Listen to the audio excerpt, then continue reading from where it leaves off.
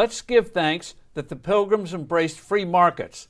The lessons here are highly relevant to the current push for a new socialism. Hello, I'm Steve Forbes, and this is What's Ahead, where you get the insights you need to better navigate this turbulent world. Most of us are familiar with the story of the origins of Thanksgiving, of how 400 years ago the Pilgrims, fleeing religious persecution, arrived on the Mayflower at what came to be called Plymouth Rock.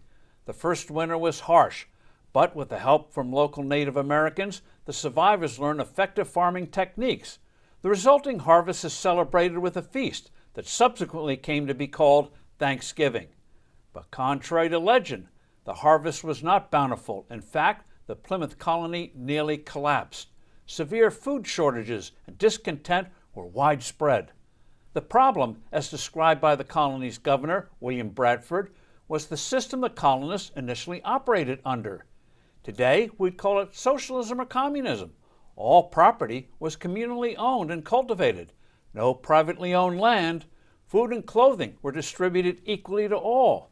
Those who worked hard and efficiently received no more than those who were laggard or did nothing at all. Women were assigned to do communal chores, which they bitterly resented. Destitute settlers began to sell what little they had to get food.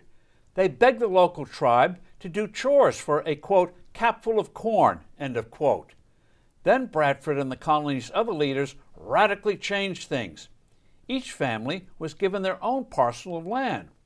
Whatever was grown was there to do with as they saw fit. Forced communal labor went out. Within a short period of time, shortages turned into abundance. The colony soon had a surplus of corn. The experience of the Plymouth colony was not unique in those times. The Jamestown settlement in Virginia, for example, originally had economic arrangements similar to those of the Pilgrims in Massachusetts, with equally dismal results.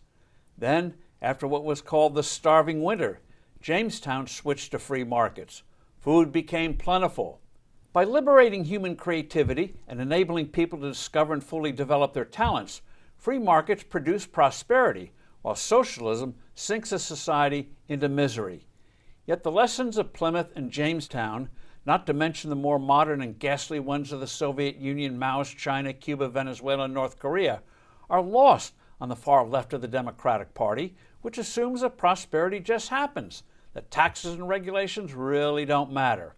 If the economy slows, it can be revved up by government spending, with money created of thin air by the Federal Reserve.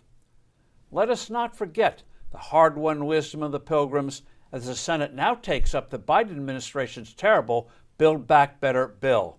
I'm Steve Forbes. Thanks for listening. Do send in your comments and suggestions. I look forward to being with you soon again.